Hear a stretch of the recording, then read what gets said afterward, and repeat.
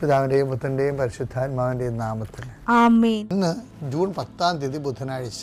അമ്മേ പരിശുദ്ധ അമ്മേ, അമ്മേ പരിശുദ്ധമേ, ദൈവമാതാവേ, കൃപാസനത്തിലൂടെ ഞങ്ങൾക്കും ഞങ്ങളുടെ ദേശത്തിനും അമ്മ മധ്യസ്ഥം തേടി തന്ന എല്ലാ അനുഗ്രഹങ്ങൾക്കും കൃപകൾക്കും ഞങ്ങളിപ്പോൾ ഹൃദയം നിറഞ്ഞ നന്ദി പറയുന്നു. അമ്മേ പരിശുദ്ധമേ, ദൈവമാതാവേ, 2004 ഡിസംബർ 7 ഉച്ചകഴിഞ്ഞ് 2:30 കൃപാസനത്തിൽ സംഭവിച്ച അമ്മയുടെ പ്രത്യക്ഷപ്പെടലിനെക്കുറിച്ച് തിരുസഭയ്ക്ക് സമർപ്പിച്ചിരിക്കുന്ന പഠനരേഖകളുടെ മേൽ സഭാത്മകമായ പഠനം ആരംഭിക്കുവാൻ ഞങ്ങൾ പ്രാർത്ഥിക്കുന്നു. അമ്മേ പരിശുദ്ധമേ, ഭൂസ്വർലോകങ്ങളുടെ രാജ്ഞിയായ അങ്ങേയ്ക്ക് ഭൗമസംരക്ഷണത്തിനായി പ്രപഞ്ചപ്രകൃതിയെ തന്നെ തിരുസഭ പ്രതിഷ്ഠിക്കുവാൻ ഈ പ്രത്യക്ഷീകരണം വഴി ഇടയാക്കണമേ. പരിശുദ്ധമേ, ജപമാല മാതാവേ, സകല പ്രാർത്ഥനയോടും ചേർത്ത് ഞങ്ങളിപ്പോൾ പ്രാർത്ഥിക്കുന്ന ഈ കുടുംബത്തിന്റെ പ്രത്യേക നിയോഗം പറ മക്കളെ.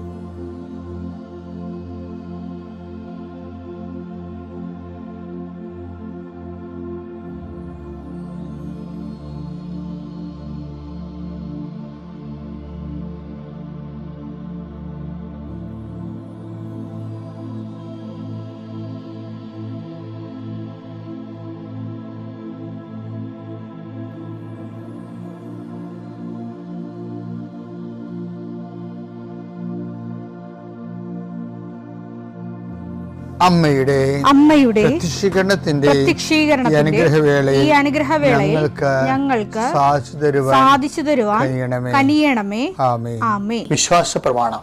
സർവശക്തനായ പിതാവും ആകാശത്തിന്റെയും ഭൂമിയുടെയും സൃഷ്ടാവുമായ ദൈവത്തിൽ ഞാൻ വിശ്വസിക്കുന്നു. അവിടുത്തെ ഏകപുത്രനും ഞങ്ങളുടെ കർത്താവുമായ ഈശോമിശിഹായിലും ഞാൻ വിശ്വസിക്കുന്നു. ഈ പുത്രൻ പരിശുദ്ധാത്മാവിനാൽ ഗർഭസ്ഥനായി കന്യകാമറിയത്തിൽ നിന്ന് പിറന്ന് പൊന്തിയോസ് പീലാത്തോസിന്റെ കാലത്ത് പീഡകൾ സഹിച്ച് കുരിശിൽ തറയ്ക്കപ്പെട്ട് മരിച്ച് അടക്കപ്പെട്ട് പാതാളങ്ങളിൽ ഇറങ്ങി മരിച്ചവരുടെ ഇടയിൽ നിന്ന് 3-ാം നാൾ ഉയർത്ത് സ്വർഗത്തിലേക്ക് എഴുന്നള്ളി സർവശക്തിയുള്ള പിതാവായ ദൈവത്തിന്റെ വലതുഭാഗത്തിരിക്കുന്നു. അവിടെ നിന്ന് ജീവിക്കുന്നവരെയും മരിച്ചവരെയും വിധിക്കുവാൻ വരുമെന്നും ഞാൻ വിശ്വസിക്കുന്നു. പരിശുദ്ധാത്മാവിലും ഞാൻ വിശ്വസിക്കുന്നു.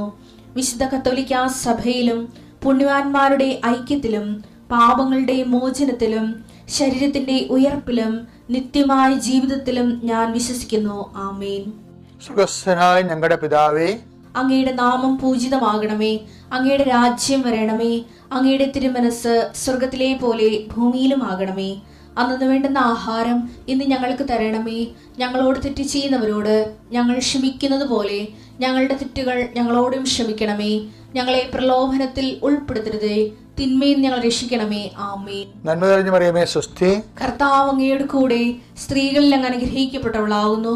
അങ്ങയുടെ ഉദരത്തിൻ ഫലമായി ഈശോ അനുഗ്രഹിക്കപ്പെട്ടവനാകുന്നു. പരിശുദ്ധ മറിയമേ, തമ്പുരാന്റെ അമ്മേ, പാപികളായ ഞങ്ങൾക്ക് വേണ്ടി ഇപ്പോഴും ഞങ്ങളുടെ മരണസമയത്തും തമ്പുരാനോട് അപേക്ഷിക്കണമേ. ആമേൻ. കർത്താവേ, നിന്റെ ഉന്നതമായ നാമത്തിന് സ്തോത്രം ചെയ്യുന്നു. കർത്താവേ, നിന്റെ വിശുദ്ധ പൗരോഹിത്യത്തെ മഹത്വപ്പെടുത്തണമേ. കർത്താവെ, സഭയിലുള്ള സാന്നിധ്യം പ്രകടമാക്കണമേ. 40 വർഷം ഞാൻ അർപ്പിച്ച കൃപാനയുടെ യോഗ്യതയാണ്. കൃപാസ്ഥാനത്താറെ ജീവനോടെ പ്രത്യക്ഷപ്പെട്ട പരിശുദ്ധ അമ്മയുടെ മാധ്യസ്ഥത്തിലെ ഞാൻ മക്കളെ ആശീർവദിക്കുന്നു. ഈശോയെ, എവിടെയെങ്കിലും യാത്ര ചെയ്യുന്ന മുമ്പ് ഇതൊന്ന് കൂടിയിട്ട് പോണവരുണ്ട്. ഈശോയെ, അവർ മക്കളുടെ ഇന്നത്തെ മുഴുവൻ യാത്രകൾ ഞാൻ അങ്ങേക്ക് ഏൽപ്പിക്കുന്നു. കർത്താവേ, നിത്യവൃത്തിക്ക് വകയില്ലാത്തവരുണ്ട്. എല്ലാ മേഖലകളിലും വിഷമിക്കുന്ന മക്കള്. ഇക്കാലങ്ങളിൽ ഏറ്റവും വലിയ ദുരന്തം ചെറിയവരെ തിരക്കാൻ ഉള്ള സംവിധാനങ്ങൾ പ്രവർത്തനക്ഷമമല്ല എന്നുള്ളതാണ്. ചിലര് പ്രത്യേക ഏജൻസിനെ വെച്ചുകൊണ്ട് ഇവിടെ ദരിദ്രയില്ല, രോഗികളില്ല,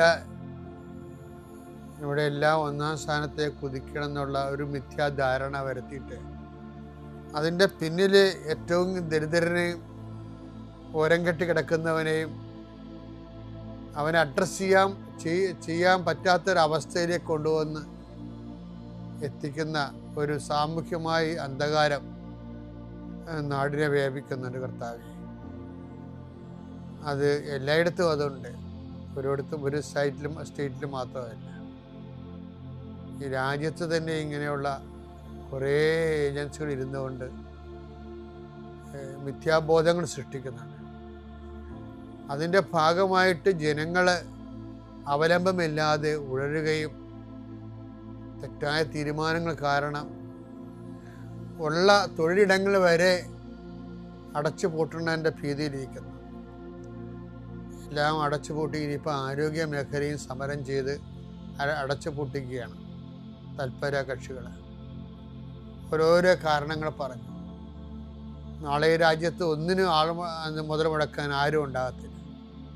അപ്പോഴും ഈ രാജ്യം ഒന്നാം സ്ഥാനത്താണെന്ന് പറഞ്ഞുകൊണ്ടേയിരിക്കും.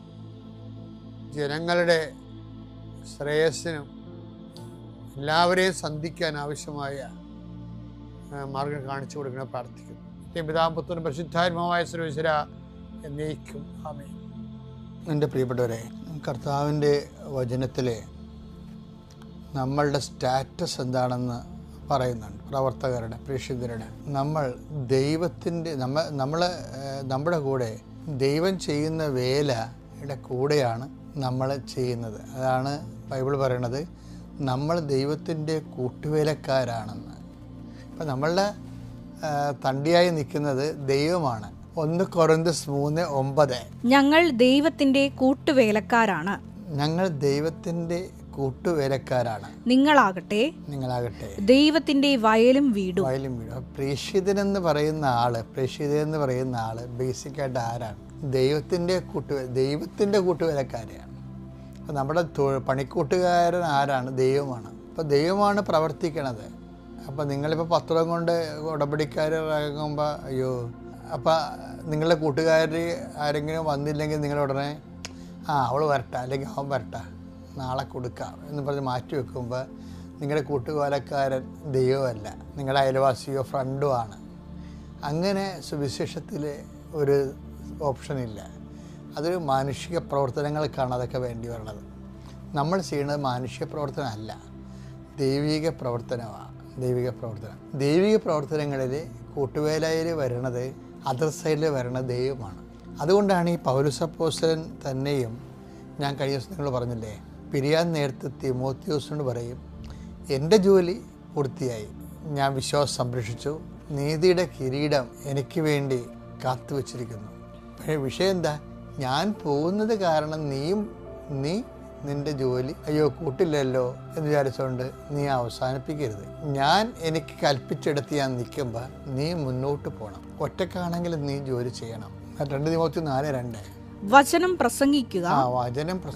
സാഹചര്യങ്ങൾ അനുകൂലമാണെങ്കിലും അല്ലെങ്കിലും പൗലോസ് പോകുമ്പോൾ തന്നെ, പൗലോസ് വേർപിരിയുമ്പോൾ തന്നെ സാഹചര്യങ്ങൾ അനുകൂലമല്ലല്ലോ. അതാണ് അല്ലെങ്കിലും എന്ന് പറയണത്. അല്ലെങ്കിലും ജാഗരൂകതയോടെ വർത്തിക്കുക. മറ്റുള്ളവരിൽ ബോധ്യം ജനിപ്പിക്കുകയും ഞാനില്ലെങ്കിലും മറ്റുള്ളവരിൽ ബോധ്യം ജനിപ്പിക്കുകയും അവരെ ശാസിക്കുകയും ഉദ്ബോധിപ്പിക്കുകയും ചെയ്യുക. ക്ഷമ കൈവിടാതിരിക്കുകയും പ്രബോധനത്തിൽ ശ്രദ്ധിക്കുകയും ചെയ്യുക. പ്രബോധനത്തിലെ എന്താ കാര്യം? പ്രബോധനമാണ് നമുക്ക് ആൾക്കാർക്ക് ബോധ്യങ്ങൾ നൽകുന്നത്. പിന്നെ ദൈവവചനം എന്തിനാണെന്ന് വെച്ചാൽ അത് പ്രബോധനമാണ്. തെറ്റുതിരുത്താനും ദൈവവചനം അത് തെറ്റുതിരുത്തുന്നതിനും. 2 തിമോത്തി 3:16 വിശുദ്ധ ലിഖിതമെല്ലാം ദൈവനിവേശിതമാണ്. അവ പ്രബോധനത്തിനും ശാസനത്തിനും തെറ്റുതിരുത്തലിനും നീതിയിലുള്ള പരിശീലനത്തിനും ഉപകരിക്കുന്നു. അപ്പം ഈ പരിശീലനം പൗലോസിൻ്റെ അഭാവത്തിലും അസാന്നിധ്യത്തിലും കണ്ടിന്യൂ ചെയ്യണമെന്നാണ് തിമോത്തി കൊടുക്കുന്ന നിർദ്ദേശം. തിമോത്തി അത് കണ്ടിന്യൂ ചെയ്യുക തന്നെ ചെയ്യും, ഒരു സംശയമില്ല കാര്യത്തിൽ. എന്താ കാരണം എന്ന് വെച്ച് കഴിഞ്ഞാൽ ഏത് സാഹചര്യത്തിലും സംതൃപ്തിയോടെ ജീവിക്കാൻ ഞങ്ങൾക്ക് നല്ല പരിശീലനം ലഭിച്ചിട്ടുണ്ടെന്ന് തിമോത്തിയെ ഉൾപ്പെടുത്തിക്കൊണ്ട് പൗലോസ് അപ്പോസ്തലൻ പറഞ്ഞിട്ടുണ്ട്. ഫിലിപ്പിയർ 4:12 താഴ്ന്ന നിലയിൽ ജീവിക്കാൻ താഴ്ന്ന നിലയിൽ ജീവിക്കാൻ എനിക്കറിയാം, സമൃദ്ധിയിൽ ജീവിക്കാനും ഏത് സാഹചര്യത്തിലും കഴിയാനും എനിക്ക് പരിശീലനം ലഭിച്ചിട്ടുണ്ട്. അപ്പം ഇത് ഈ പരിശീലനം എന്ന് പറയുന്നത് ചെറുത് അജ്ഞാത പരിശീലനമായിരിക്കും, പക്ഷേ ദൈവ നിവേശിതമായിരിക്കും. ഉദാഹരണത്തിന് സാവൂളിലെ അജ്ഞാത പരിശീലനം, ഇങ്ങനെ അജ്ഞാത പരിശീലനം വളരെ ശ്രദ്ധിക്കേണ്ട ഒരു വിഷയമാണ്. അത് നമുക്ക് വേണമെങ്കിൽ നാളെ പറയാം. തൽക്കാലത്തേക്ക് ഇത്രയും മനസ്സിൽ സൂക്ഷിക്കുക. കർത്താവ് നിങ്ങളെ അനുഗ്രഹിക്കട്ടെ. പിതാവിൻ്റെയും പുത്രൻ്റെയും പരിശുദ്ധാത്മാവിൻ്റെയും നാമത്തിൽ ആമേൻ.